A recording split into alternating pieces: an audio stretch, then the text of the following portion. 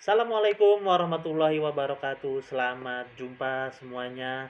Apa kabar kalian semua? Saya harap kalian semua sehat dan kalian bisa menjalani seluruh aktivitas hari ini dengan semangat dan penuh ceria. Baik, kembali lagi dengan pembelajaran bahasa Indonesia dengan saya, guru kalian Satrio Jati Pamungkas.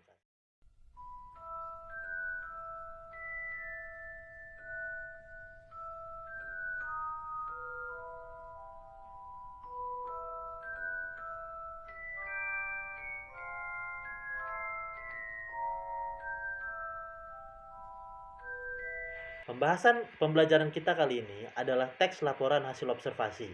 Kalian tahu nggak sih itu apa teks laporan hasil observasi?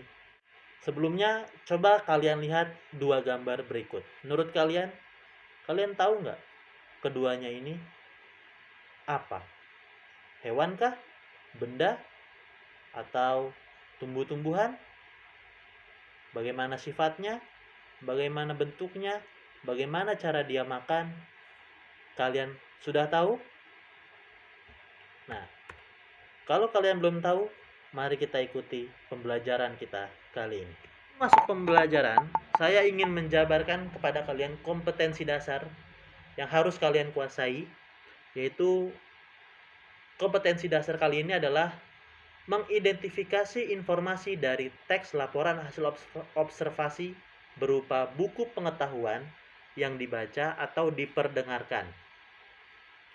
Nah, di sini ada dua poin yang kalian harus kuasai betul-betul. Yang pertama adalah menyimpulkan ciri umum teks laporan hasil observasi pada teks yang dibaca atau didengar. Lalu yang kedua, kalian harus mendaftar kata atau kalimat sebagai ciri teks laporan hasil observasi pada teks yang dibaca atau didengar. Nah, jadi ada dua poin yang harus kalian betul-betul kuasai.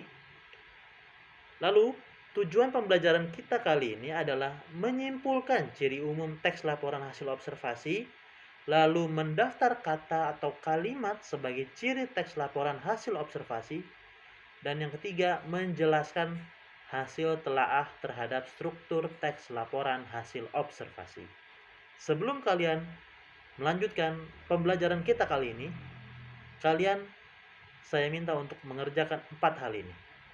Silakan kalian jawab 4 poin ini sebagai langkah awal pembelajaran kalian.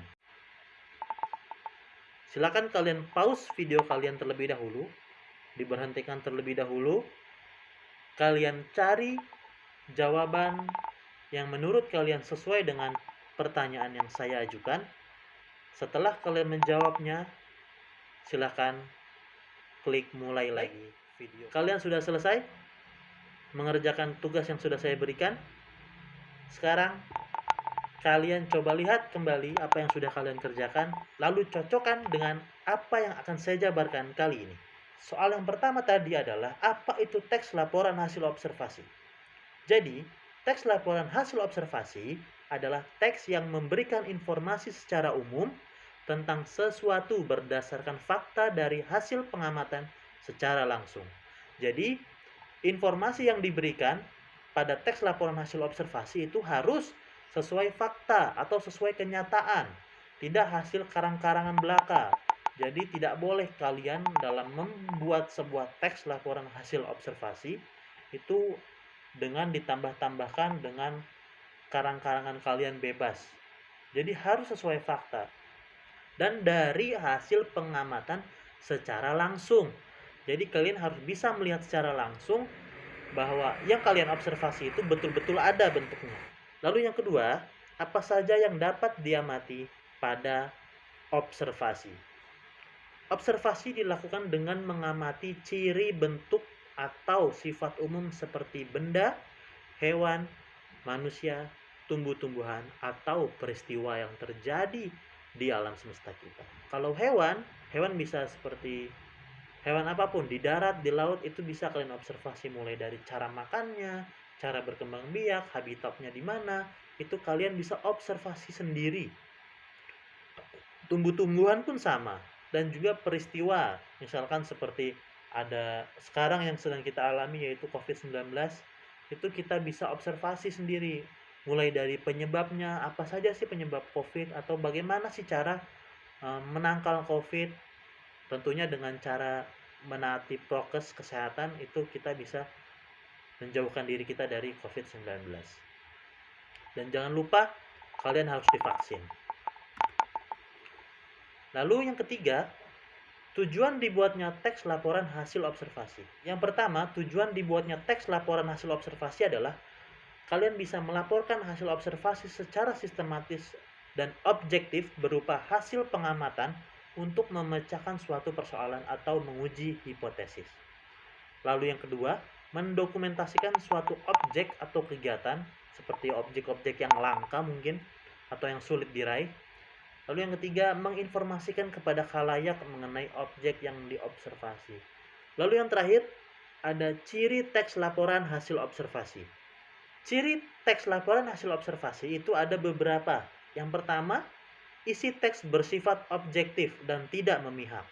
Nah, ini adalah yang pertama tadi saya bilang yang diutamakan, yaitu teks laporan hasil observasi tidak boleh bersifat subjektif, harus selalu objektif dan sesuai fakta.